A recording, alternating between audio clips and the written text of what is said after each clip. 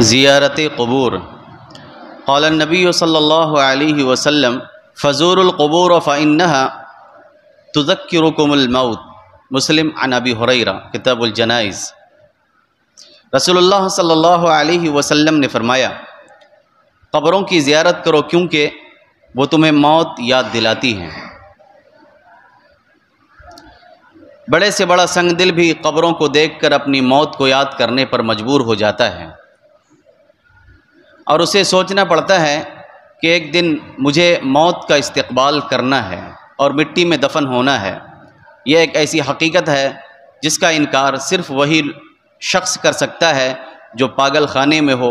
اس حدیث میں قبروں کی زیارت کا مقصد یہ بتایا گیا ہے کہ ان کے دیکھنے سے موت یاد آتی ہے۔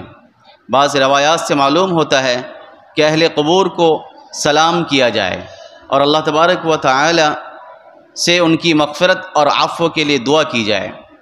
ہمارے دور کے بگڑے ہوئے مسلمانوں نے زیارت قبور کے مقصد اور مسنون طریقے کو چھوڑ کر قبروں پر میلے ٹھیلے رچانے، عرس کرنے اور چڑھاوے چڑھانے کا کاروبار شروع کر دیا ہے۔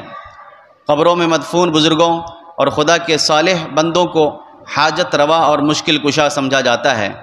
ایسے مزارات پر لوگ موت کو یاد کرنے یا اللہ سے اپنی اور ان کی بخشش کے لیے دعا کرنے کی غرض سے نہیں جاتے، بلکہ اپنی اغراض اور حاجات لے کر مزاروں کا چکر لگاتے ہیں۔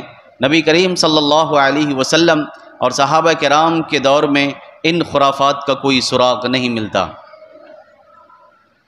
قبروں کا احترام۔ قال رسول اللہ صلی اللہ علیہ وسلم لا تجلسوا علی القبور ولا تصلوا الیہا۔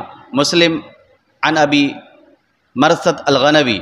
رسول اللہ صلی اللہ علیہ وسلم نے فرمایا، قبروں پر نہ بیٹھو اور ان کی طرف منہ کر کے نماز نہ پڑھو۔ قبرستان میں کوڑا کرکٹ ڈالنا، قضاء حاجت کرنا، قبروں پر بیٹھنا اور انہیں روندنا جائز نہیں ہے۔ یہ مرنے والے بھائیوں کے احترام کے خلاف ہے۔ دنیا سے گزر جانے والے کی آخری نشانی قبر کی صورت میں زندگی کے فانی اور موت کے حقیقی ہونے کی خبر دیتی ہے۔ یہ آخرت کی یاد دلانے والی سب سے اہم چیز ہے۔ اسلام میں قبروں کو سجدہ کرنے کا تو سوال ہی پیدا نہیں ہوتا۔